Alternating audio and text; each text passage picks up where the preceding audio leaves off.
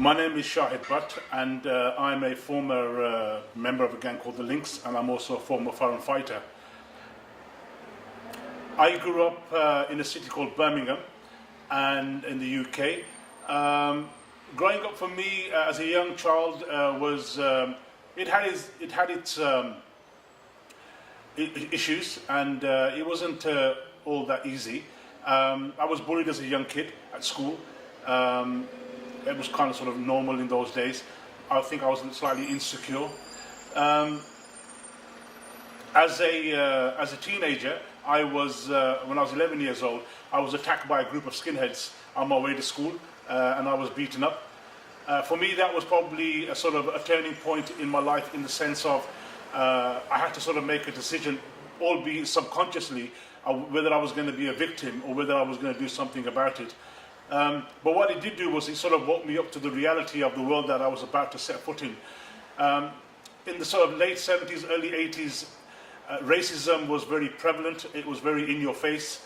In the area that I lived in at the time, you used to have a lot of gangs of white skinheads, National Front, actually walking around on the streets, doing what they used to call packy bashing. It was a common thing. It was not like it was sort of very open and in your face kind of thing. As a result of that, we sort of decided as young lads that we had to do something about this. So we set up a gang called the Lynx, and we sort of started to take the fight to them. We started to get involved in all kinds of stuff. Like initially, it was just sort of fighting the skinheads and the National Front.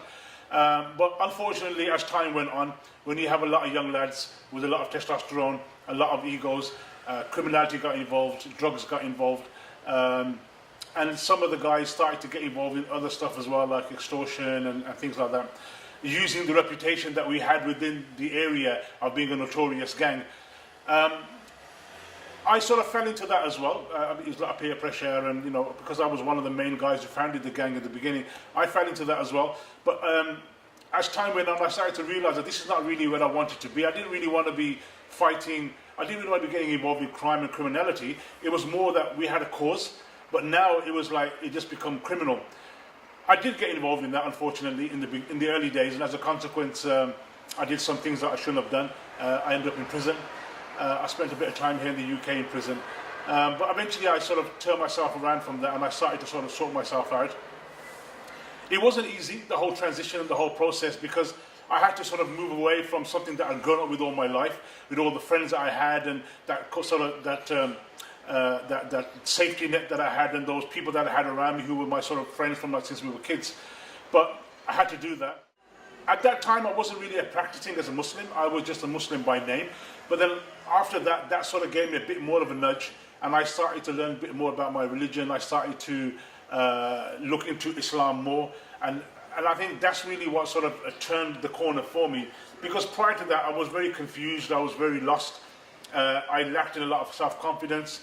But as I started to learn more about my religion, and also I would say that growing up as a young person, as a teenager, as a young man, I was very racist myself towards white people, because all the white people that I'd ever met had just been calling me an effing packy and go back to where you come from.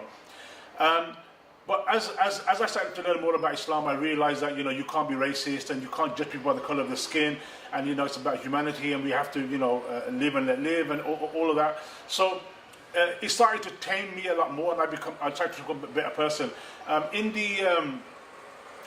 In the mid-90s, in the early 90s, I was given a video cassette called Massacres in Bosnia and Croatia. This is, again, another sort of very sort of, important point in my life, because after watching that video cassette, I was really shocked by what I saw. It was showing the massacres that were taking place in Bosnia by the Serbs at that time against the Bosnian Muslims. I felt that I had to do something for these people. I wanted to help them. So I got in touch with a charity organization that was traveling to Bosnia. The idea was that they were going to take 6 coaches from Birmingham full of aid, go to Bosnia, give out the aid, collect refugees, and come back. In those days, you could actually do that. You could actually go to somewhere like Bosnia and bring refugees back to the country. Obviously, you can't do that now with the whole sort of, all this sort of stuff on immigration and all that. it's a long story. I won't go into all the details. Maybe another time. But eventually I got into Bosnia. Not how I expected to get into Bosnia, but I had to do some other stuff to get in. But I got in. Got a town called Travnik. We headed to a school that was converted into a refugee centre. We set up in a classroom. We put a table by the door, and I was given the job of handing out the food packs to the refugees. So we had all these mothers with their children lined up, and I was handing out food packs, and I did all of that. I felt really happy with myself. But when I came out of the classroom, there was still a long queue or line of mothers with their children who hadn't received anything. So I had to then walk past all of them. Now, even though I didn't understand their language, I didn't know what they were saying, but I kind of worked out that what they were saying to me was, what about us? Aren't you going to give us anything? This was very emotional for me. I was having a roller coaster of emotions. At that moment, I thought to myself, what can I do for these people? How can I help them? I've got no more money to give them. I've got no more food to give them. So what can I do? And the only thought that came into my mind was to fight, which is what I did. I joined the Foreign Fighters Brigade of the Bosnian Army, their Mujahideen division. And I was in Bosnia for several years. During the time of 91 till 98, I also traveled to Afghanistan and to Kashmir as well. In 98, I was in a country called Yemen. And again, it's a very long story, but I was arrested with a group of other guys. We were arrested on suspicion of planning out or a conspiracy to do terrorist acts in Yemen. I was taken to a police station, I was tortured and forced into signing a false confession, which I did. But then I retracted that when I went to prison, when I went to the court. But for those who know, in these sort of countries, there is no real judicial system or anything like that we're used to here in the UK. I was sentenced to 5 years in prison. I served 5 years and 1 day in prison. I was released in 2003. And from 2003 until today, it's been another chapter in my life. Obviously, I had to sort of come out. I had to start my life all over again, financially being back to zero, having this stigma attached to me of being, this guy's a terrorist or he's got links to terrorism and so on and so forth, which was, quite sort of difficult. It was post 9/11, so everybody's really on tenterhooks on these issues. About 5-6 years ago, I started to become a bit more vocal in the work that I do, and that was after the rise of ISIS. I felt that this narrative had to be challenged because it was not a narrative which is promoted by Islam, because Islam is not about terrorism, it's not about chopping people's heads off and all this sort of stuff that what ISIS was doing. And their version of Islam was a corrupted version, and it was basically it was corrupting the young people that were joining these groups. And I felt a duty that I had to counter this narrative, and so that's what I started doing. My work sort of snowballed.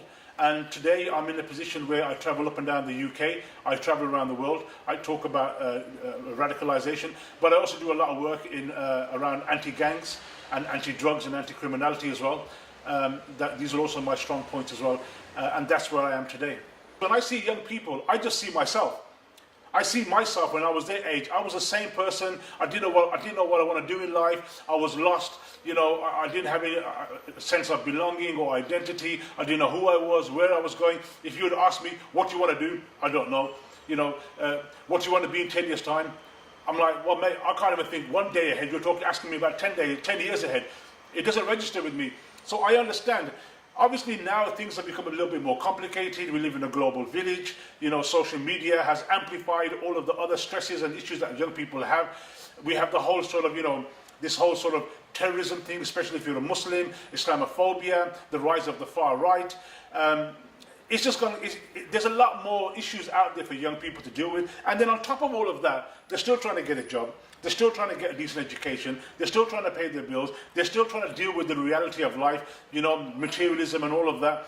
So there's a lot of confusion out there. So for me, that's where my priority is trying to help young people, and obviously older people as well, is to navigate their way and to give them hope and show them that there is light at the end of the tunnel. By using my own story, that I came from a dark place, but I pulled myself out, and you can do the same thing, and you can come out on the other side.